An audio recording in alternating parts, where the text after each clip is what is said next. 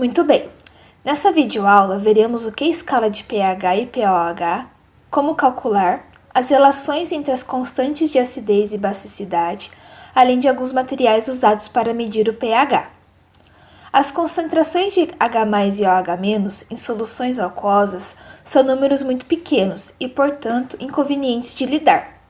A partir disso, o bioquímico dinamarquês Sori Sorensen, em 1909, propôs uma medida mais prática chamada de pH.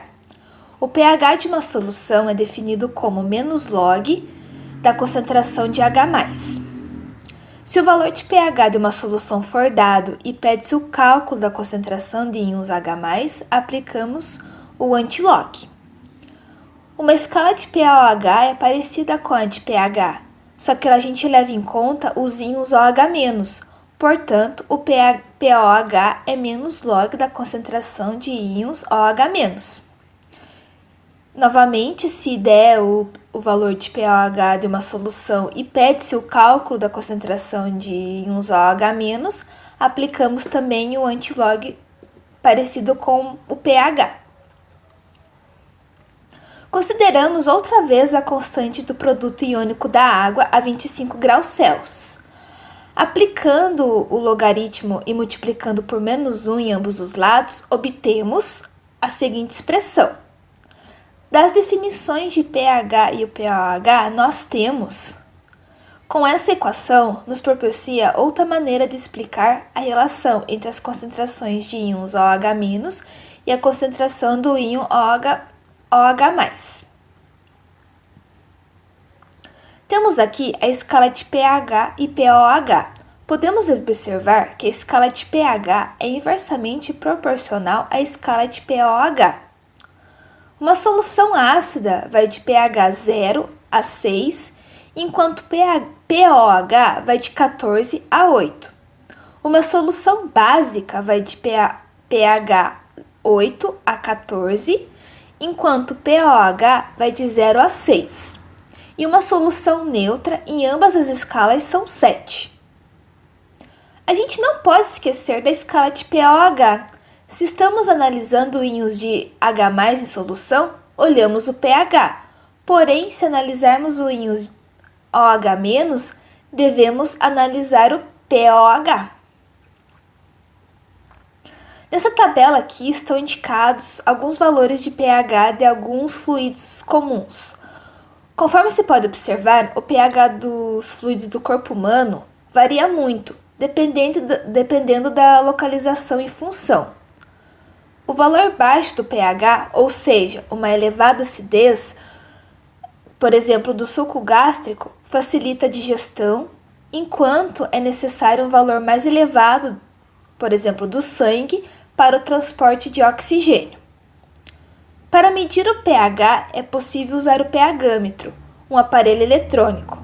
Em laboratório, o pHmetro de bancada funciona colocando os eletrodos em uma certa solução que gostaríamos de determinar o valor do pH. Existem eletrodos de várias formas e tamanhos, dependendo da finalidade a qual eles são usados. Ainda há o pHmetros de bolso, que são usados para estudar trabalhos agrícolas, monitoramento de efluentes industriais, entre outros. Ainda há os indicadores ácidos e bases. Esses indicadores, eles são menos precisos e eles podem ser usados para medir o pH. Temos aqui o papel tornassol. Ele muda de cor na vizinhança de pH 7, entretanto, a mudança de cor não é muito exata. O tornassol, eles são vendidos em duas cores, azul e vermelho. O papel azul, quando mergulhado na solução e ficar vermelha, indica que o pH é ácido. E se o papel vermelho, quando mergulhado em uma solução e ficar azul, indica que o pH é básico. Esse é um outro papel tornassol que é usado, só que utiliza uma escala de cores. É uma única cor, o papel, que é o amarelo, e utiliza juntamente uma escala de cores, que onde a cor é parecida é o valor do pH.